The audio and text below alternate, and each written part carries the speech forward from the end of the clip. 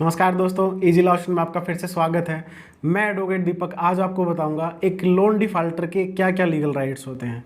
जी हाँ दोस्तों, हम जिस प्रोग्रेसिव सोसाइटी में रहते हैं वहाँ मिडिल क्लास फैमिली को कई बार एजुकेशन के लिए, कई बार घर परचेज करने के लिए, कई बार जो है अपनी पर्सनल नीड्स के लिए जो है उनको लोन अवेल करना पड़ता है बैंक से। और वो लोन लेने के बाद जो है वो 15 साल की, कोई 10 साल की, कोई 8 साल की जो है वो अलग अलग तरीके की ईएमआई बन जाती है उनकी मंथली। ठीक है जी। उसके बाद जब वो लोन रिपे नहीं कर पाते हैं तो रिकवरी एजेंट्स, बैंक के जो एम्प्लॉयज़ हैं वो उनको तंग करना शुरू कर देते हैं बोरोवर को। और बोरोवर को तंग करने का उनका तरीका होता है कि भाई वो उनको फ्रीक्वेंट कॉल करते हैं, उनके पड़ोसियों को जो है वो इन्फॉर्म करते हैं कि इन्होंने लोन लिया हुआ लेकिन भर नहीं रहे हैं। साथ ही वो जो है आसपास की लोकेलिटी में जो है वो घूम के एड्रेस पता करने के बहाने जो है प्रेशराइज करते हैं बोरोवर को कि भाई वो लोन भर दे। तो इस प्रकार से जो बैंक के रिकवरी एजेंट्स हैं वो एक बोरोवर को हरास करते हैं। तो हम इस वीडियो में जानेंगे कि भाई जब एक बोरोवर की पेइंग कैपेसिटी कम है तो उसके पास कौन कौन से लीगल राइट्स हैं। और साथ ही हम डिस्कस करेंगे कि अगर बोरोवर के पास बिल्कुल भी कैपेसिटी नहीं है, वो बिल्कुल भी लोन रिपे नहीं कर सकता है, तो उसके क्या क्या लीगल राइट्स हैं और वो किस प्रकार जो अपनी लोन की जो समस्या है उसका निजात पा सकता है। तो दोस्तों सबसे पहले हम डिस्कस कर लेते हैं उस सिचुएशन में जब बोरोवर के पास पे करने के लिए कुछ अमाउंट है लेकिन वो ईएमआई के साथ कंटिन्यू नहीं कर पा रहा है। तो उसके पास 3 रास्ते हैं दोस्तों। सबसे पहला रास्ता आता है वो है ओटीएस। जी हाँ दोस्तों, वन टाइम सेटलमेंट जो है वो एक ऐसा तरीका है कि भाई मान लीजिए एक अभी जैसे कोरोना में ऐसे बहुत सारे दुकानदार हैं जिनको पता है कि भाई आज तो मेरा काम ठीक चल रहा था लेकिन हो सकता है 6 महीने बाद मेरी दुकान बंद हो जाए। आज मेरी जॉब सही चल रही है तो इंसान को लगता है कि भाई कुछ महीने बाद मेरी जॉब छूट जाएगी। ठीक है जी, आज जो सेविंग है, आज कुछ पैसे हैं जिससे जो है वो सोच सकता है कि भाई वो वन टाइम सेटलमेंट बैंक के साथ कर ले। क्योंकि उसका कारण क्या होता है कि भाई जब वन टाइम सेटलमेंट इंसान करने जाता है, बैंक के मैनेजर से बात करता है, तो उसका पर्पज़ होता है कि वो जो इंटरेस्ट लोन के ऊपर लगता है उससे बच सके। तो दोस्तों वन टाइम सेटलमेंट में जो एक बोरोवर को बैंक के पास जो मैनेजर है ब्रांच का उससे अप्रोच करना होता है। उसको अप्रोच करने के बाद वो जो है वन टाइम सेटलमेंट की टर्म कंडीशन उसके सामने रखता है मैनेजर।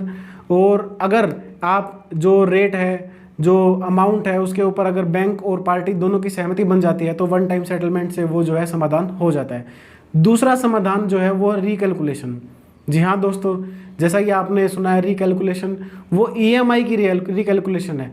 अब कोई अमाउंट जो है वो बड़ी अमाउंट का लोन है और उसका जो इंस्टॉलमेंट का जो रेट है, वो फ्रीक्वेंसी है, वो ज़्यादा है कि भाई मान लो उसको हर महीने 50,000 रुपये जो है ईएमआई भरनी है।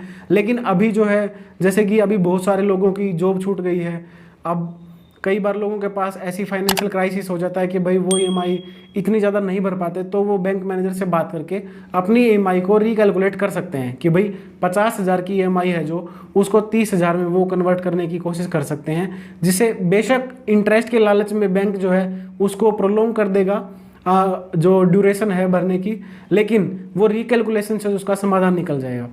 उसके बाद तीसरा जो है वो है बैंक की स्कीम। जी हाँ दोस्तों, आपने जिस बैंक से लोन लिया हुआ है, हर बैंक की जो है डिफ़ाल्टर अकाउंट है उनको निपटाने के लिए हर साल 2 साल में स्कीम्स आती हैं।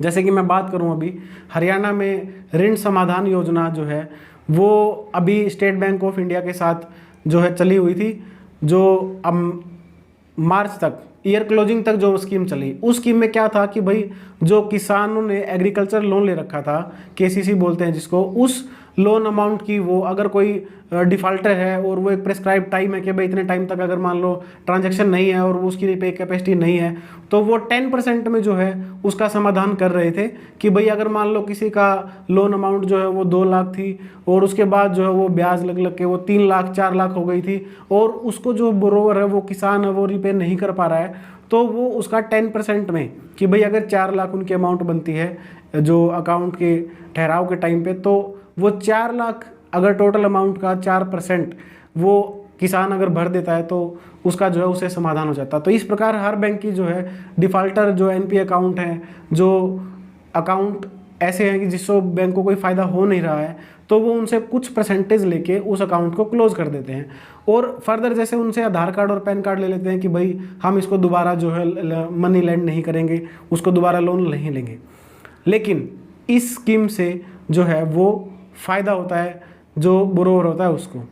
उसके बाद दोस्तों ऐसी भी कंडीशन होती है कि भाई जिस समय एक बोरोवर के पास बिल्कुल भी पैसे नहीं होते, वो सिर्फ परेशान होता है। आपने बहुत सारे जो केसेस सुने होंगे न्यूज़पेपर में कि भाई अभी जैसे कोरोना के टाइम पे ही मैंने बहुत सारे न्यूज़पेपर में न्यूज़ देखी है कि भाई किसी कारोबारी ने जो है वो सुसाइड कमिट कर लिया है, किसी जो कर्जे में फंसे इंसान है उसने जो है अपनी जो जहर खा लिया है। तो इस प्रकार की जो सिचुएशन आती है वो तब आती है जब कोई बोरोवर जो है वो बहुत ज़्यादा परेशान हो जाता है रिकवरी एजेंट से या पैसे की टोक से।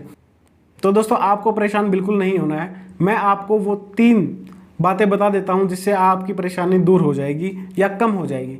तो दोस्तों जब भी आप किसी बैंक से लोन लेते हो और उसकी सिक्योरिटी के तौर पे आप वहाँ कुछ रखते हो, आप मॉर्गेज कराते हो या कोई सिक्योर्ड एसेट वहाँ रखते हो, उसको रखने के सिक्योर करने के लिए लोन को, तो आपको जो है बैंक डायरेक्ट उसका पोजीशन नहीं ले सकता।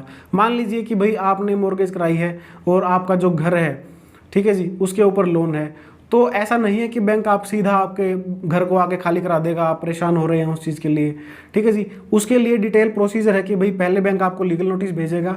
रिकवरी एजेंट्स आपको परेशान नहीं कर सकते। अगर रिकवरी एजेंट आपको जो है परेशान करते हैं, मिसबिहेव करते हैं, आपके साथ जो है गाली गलौज या किसी प्रकार की हरासमेंट करते हैं, तो आप उसकी पुलिस में शिकायत कर सकते हो, क्योंकि उनके पास ऐसा कोई राइट नहीं है कि वो आपको हरास कर दें।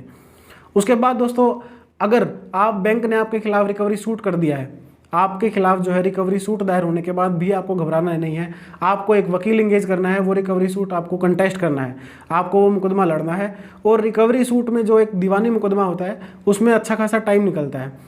उसमें जो है अगर आपका वकील पेश होता है, उसमें जवाब दावा होता है, उसमें गवाहियाँ होती हैं, उसमें जो है गवाहियों के बाद आर्ग्यूमेंट होती है, फिर जाके फैसला होता है। हमने दीवानी मुकदमे पे भी एक जो है डिटेल वीडियो बनाया है, वो आप चैनल पे जाके देख सकते हो। तो एक दीवानी मुकदमा जो है बहुत लंबा चलता है। आपके जो है उस मुकदमे में 2.5 साल, 3 साल, 4 साल जो है वो निकल सकते हैं, और तब तक आपका रिपे करने का जो कैपेसिटी है वो भी हो सकती है। और आप बैंक से बीच में कोई स्कीम आती है तो जो लोक अदालत कोर्ट्स में होती है उनमें जो है जजेस पर्सनल लेवल पे जो है वो सेटलमेंट करते हैं और बैंक को जो है परस्यू करते हैं कि भाई आप जो है कम अमाउंट पे जो है एक लिटिगेशन को ख़त्म कीजिए। तो दोस्तों इस प्रकार आपको जो है अगर बैंक लिटिगेशन में चला गया तो आपको घबराना नहीं है, उसको कंटेस्ट करना है। उसका आपका जो अच्छा खासा टाइम निकल जाएगा। तब तक जो है 6 महीने, साल, 2 साल में जो है सबका समय पलटता है और आप जो है डिमोरलाइज नहीं होंगे उस चीज़ से। तो इस वीडियो में इतना ही दोस्तों। अगर आपको वीडियो में जानकारी सही लगे तो वीडियो को लाइक करना, चैनल को सब्सक्राइब करना ना भूलें। साथ ही बेल आइकन को प्रेस करके ऑल बटन पर जरूर क्लिक कीजिएगा ताकि ऐसी और वीडियो की नोटिफिकेशन आप तक सबसे पहले पहुँचे। Thank you.